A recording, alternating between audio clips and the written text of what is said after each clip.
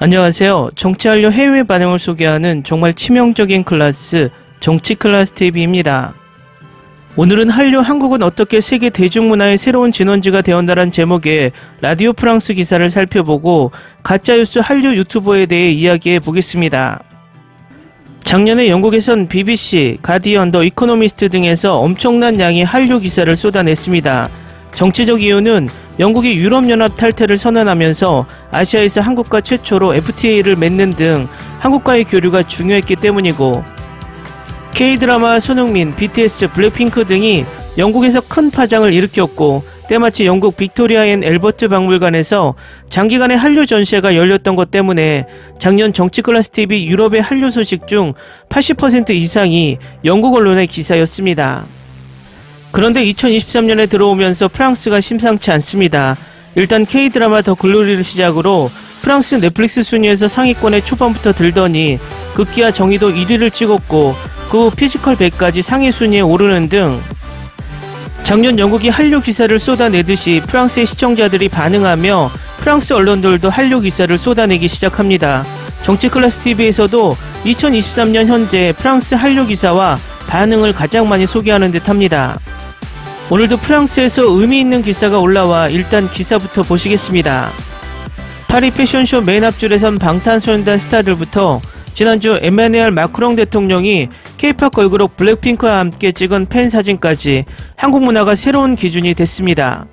이런 영향력 있는 문화는 동시에 디올, 발렌티노, 루이비통 등 명품 브랜드들이 방탄소년단 7명 중 1명과 이미지 계약을 놓고 다투는 이슈가 되고 있습니다.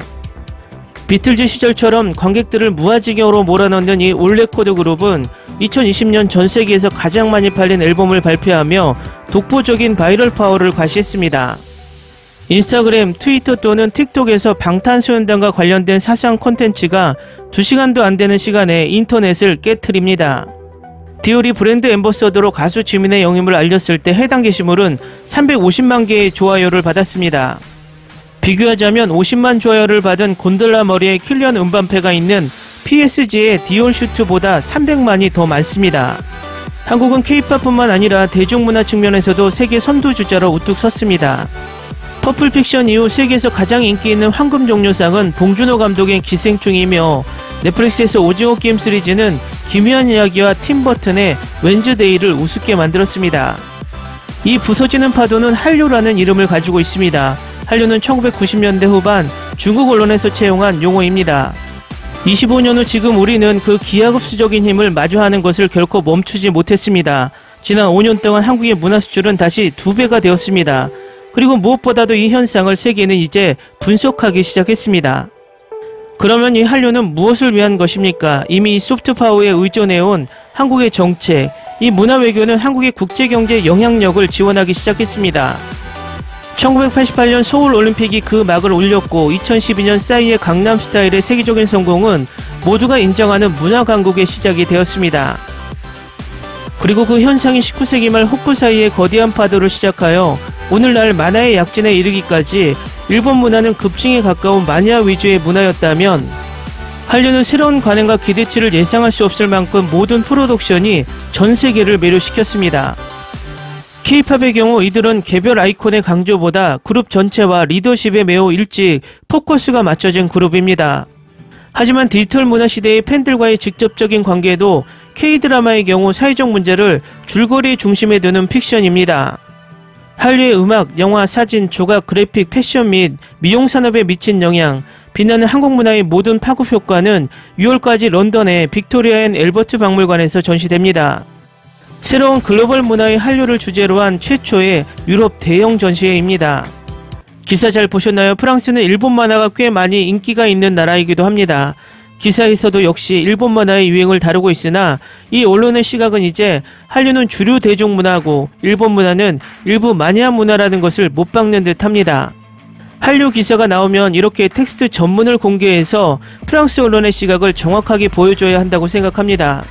그런데 우리나라 한류를 다루는 유튜버들은 이런 기사가 나오면 여기에서 가장 자극적인 단어만 선택해서 그 문장만 신문 타이틀처럼 읽어주고, 나머지 내용을 각색을 해버리고 기사의 내용이지만 자신의 생각인 양 기사인지 자신의 의견인지 구분이 되지 않게 교묘하게 방송을 합니다. 이것은 그 기사를 쓴 기자에 대한 모독이며 표절과 같습니다. 또 어떤 한류 유튜버는 제목에 말도 안 되는 문구를 넣어서 시청자들을 기망합니다. 아무리 제목 장사라지만 출처도 밝히지 않고 뻔뻔스럽게 한류 드라마를 보고 할리우드 제작자들이 전원 집합했다. 아바타 제작자가 영화 정의를 보고 떡실신했다. 프랑스 영화 감독이 백기투항하며 단체 집합. 이런 가짜 뉴스를 버젓이 올려놓고 제목 장사를 합니다. 최소한 자신의 영상 내용에 이런 부분이 있어야지만 내용에는 전혀 없습니다. 그저 유원지에서 지나가는 뜨내기 손님을 잡아서 발가벗겨 먹으려는 심보입니다. 제가 이걸 지적하는 이유는 같은 한류를 다루는 유튜버로서 낯뜨거워서 못 봐주겠고 그 영상이 가짜인 줄도 모르고 좋다고 보고 있는 시청자들이 안쓰러워서 그렇습니다. 이 유튜버는 최소한의 기본 상식도 없습니다. 정의의 특수효과팀에 러시아 기술팀이 없었다. 그것은 개뻥이다 라고 자신있게 거짓말을 합니다. 그리고 그 발언의 출처도 밝히지 않습니다. 그런데 정의 영화 엔딩 크레딧을 보면 확실히 확인될 수 있는 간단한 과정도 거치지 않고 어디서 주워들은 카드라 통신으로 또 아니면 자신의 뇌피셜로 거짓말 방송을 합니다. 정의 마지막 엔딩 크레딧을 보면 수많은 러시아 기술진의 이름이 올려져 있습니다. 그 유튜버는 한류 SF 기술이 순수하게 한국 기술로만 만들어졌다는 것을 강조하고 싶었겠지만 그것은 가짜 뉴스입니다. 제가 지난번에 가짜 한류 유튜버들을 하나하나 밝히겠다는 내용의 영상을 올린 적이 있습니다. 이번이 첫 번째로 너무 많은 거짓말과 제목 장사와 틀린 내용으로 아무 말 대잔치를 하는 빡친 뉴스 TV입니다. 우리 시청자들은 이런 가짜 한류 방송에 절대 속지 않기를 바랍니다. 그리고 이렇게 같은 한류와 해외 반응을 다루는 유튜버들을 동급으로 취급받게 하는 이런 유튜버들은 걸러내야 한다고 생각합니다. 정치클래스TV는 앞으로도 꾸준히 한류 가짜뉴스 유튜버들을 하나씩 여러분들에게 고발해 드리겠습니다. Ni se te ocurra. Olvida el ganso y los tomates. No hables de las ballenas. No es un acuario. No actúes como tonta. Que eras una genio. ¿Sí? No vayas a presumir, a la gente no le gusta eso. Y no digas cosas sin sentido. Y bueno, ¿terminamos? Hasta pronto. Abogada, tengo mucha curiosidad por conocerla.